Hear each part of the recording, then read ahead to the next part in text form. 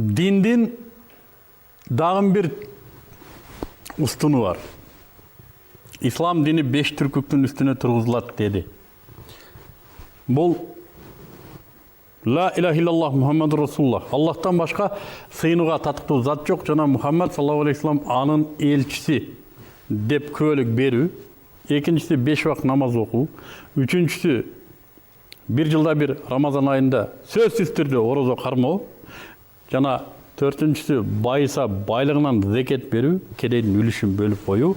Жана ошо бешинчиси бир өмүрдө бир жолу ажыга барып келүү. Мына ушул 5 түркүктүн үстүнө ислам жашоо образы тургузулат. Ислам жашоо образы тургузулат. Мына өзү ислам эмес али. Бул ошо ислам тура турган түркүктөр, колонналар. Мына ушунун үстүнө ислам тургузулат. Эми исламды тургузуу мунун үстүнө кандайдыр бир механизм менен тургузулат. Кандайдыр бир күч менен тургузулат. Кандайдыр бир кыймыл менен, кандайдыр аракет менен тургузулат. Мына 5 түркүк турса эле ислам туруп калбайт өзүнчө. Бүгүнкү күндө биздин коомдо 5 түркүк бар, бирок ислам жок мунун үстүндө. Эмне десе исламды кое турган күч али күчкө кире элек. Али исламды кое турган кран жок али. Мен сиздерге мына ошол мусулмандын исламды ушул турмушка, ошо түркүктүн үстүнө кое турган механизм жөнүндө, кран жөнүндө сүйлөшөйүн дедим. Алда болсо жихад. Бул аракет ислам тууралуу маалымат, дават менен ага инидей чогуу бара турган кыймыл. Эгер дават болсо, даваттын жанында жихад болбосо, ал алсыз дават. Ал исламды түшүндүрө албаган дават. Ал муну түркүктөр менен гана чектелип калган, бекин-бечек ойногон дават. Калыстыгы жок дават. Канча миңдеген мусулмандар ушу менен алек бүгүнкү күндө. Эмнеге десе, анын даватына натыйжа берүүчү кыймылды, ага натыйжа берүүчү аракетти, жихадты четке чыгарып койду.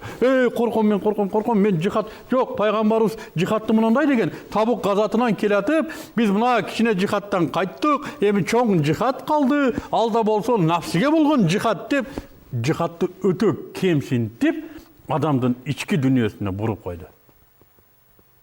Балким алда жихадтыр.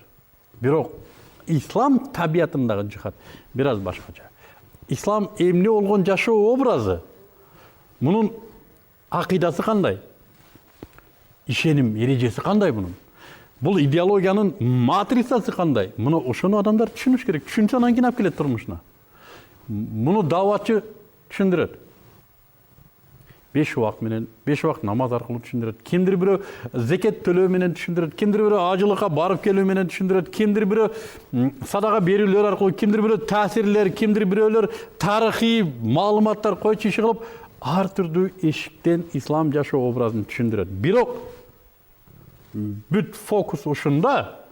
Уккан угуучу исламды түшүндүбү? Түшүнбөдү. Адамдын табияты ушундай. Эгерде ал кайсыдыр бир нерсени жакшы деп түшүнүп калган болсо, ага амал кылмайынча жашабайт.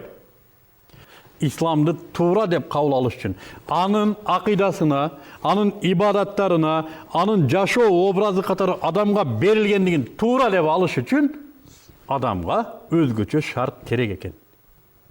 Ал кандай шарт десе, ал исламды түшүнүүдө, ага акылы канааттанып, жүрөгү кадыржан болууда эч бир нерсе ага тоскоолдук кылбаш керек экен. Эч нерсе анын пикирин чачпаш керек экен. Эч нерсе аны алаксытпаш керек экен. Бүгүнкү күндө Кыргызстанда, башканы айтпай эле коеюн,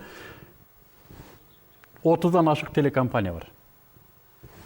Радиолор менен. 200гө жакын наамдагы гезит журналдар чыгат. Орус тилинде, кыргыз тилинде, англис тилинде койчу иши кылып чыгат бардыгы.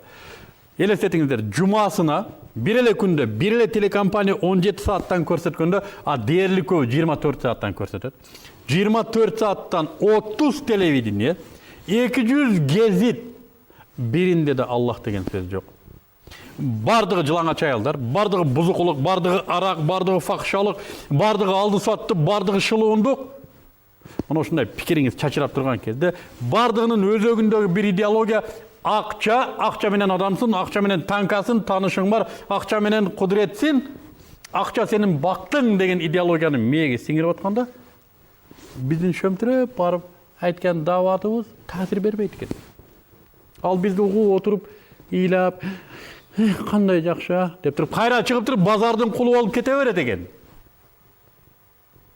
Мынеріндегі инстинкті қинағанда қайра келіп тұрып 50 сомды шегеріп қоя береді екен, мә деп садақа беріп. Оша менен мына мен исламды алып кірдім тұрмышыма, мен жақсылық қылдым дейткенде, барып тұрып қайра базар экономикасының құлы, қайрадан барып тұрып капиталдың құлы болып жүре береді екен. Эмне кересе даватты аға түшіндіруші жихад жоқтығы үшін. Эми жихад эмне болду десе, ошонун пикирин чачып аткан факторлорду токтотуу. Алла сытпай туруп мен буга исламды түшүндүрүп атам. Тоқтоп тұр, мен бұға исламды түшіндіріп атам.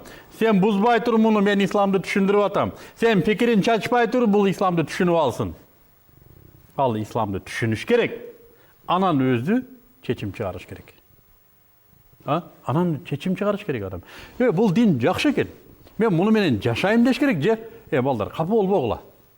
Мен мұны мен жашабайм. Аллах болса болгондур, барганда сүйлөшүп алармын. Мен бир артист досум айтты эле, аяка барып деле аккордеон менен бир нерсе кылып жан сактайм да деп. Мен өзүм Аллах менен сүйлөшүп алам. Дейби, ал өзүнүн ыктыяры. Биз пайгамбарыбыз айткандай, Арафатта туруп айтты: үммөт, мен силерге динди жеткирдимби? Мен силерге динди түшүндүрдүмбү? Мен силерге түшүндүрдүмбү? Я Расулуллах, биз түшүндүк дегенде, Аллахым, сен көбөсүн, мен буларга түшүндүрдүм деди. Biz de ошондой бүт жихад кылышыбыз керек. Адамдын пикирин чачкан факторлордун бардыгын нейтрализовать этишибиз керек. Анан динди түшүндүрөбүз. Түшүндүңбү? Түшүндүңбү? Түшүндүңбү? Аллахым, сен көбөсүн, түшүндүм.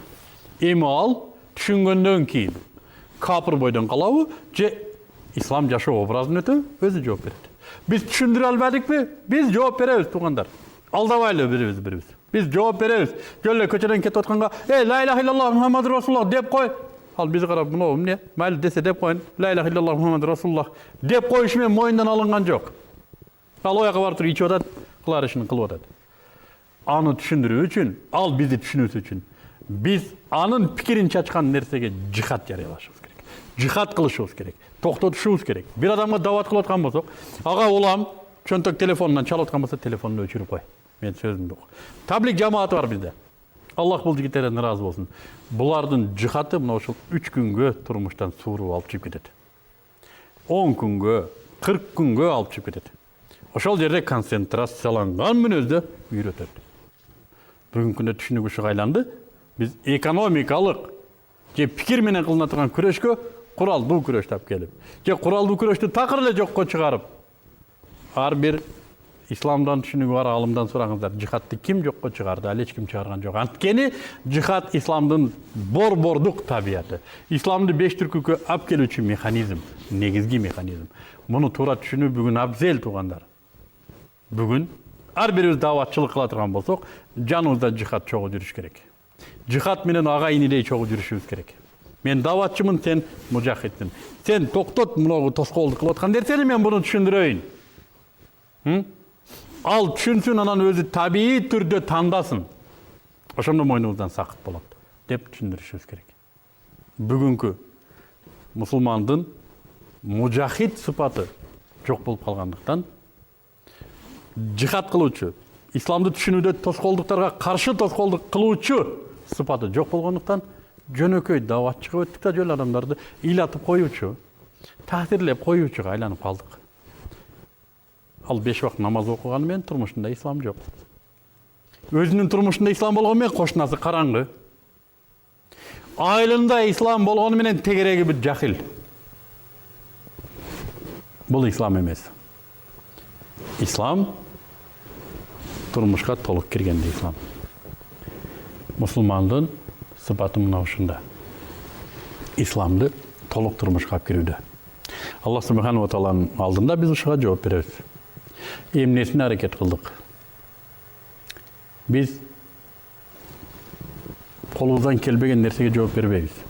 Бирок колубуздан келе турган нерсени да колубуздан келбеди деп отуруп алсак жооп беребиз буга. Ушуну аңдашыбыз керек. Бүгүн ислам динин таралуусуна каршылык кылып аткан факторлорго биз каршылык кылууга колубуздан келе беле? Акчабыз менен, маданиятыбыз менен, пикирибиз менен, идеологиябыз менен, тилибиз менен колубуздан келе беле аларды токтотуп туруп элге ислам түшүндүрүүгө? андай эмнеге кылбадык? Ушуга жооп беребиз. Мына ушул сыпат бүгүн бизде пайда болуш керек.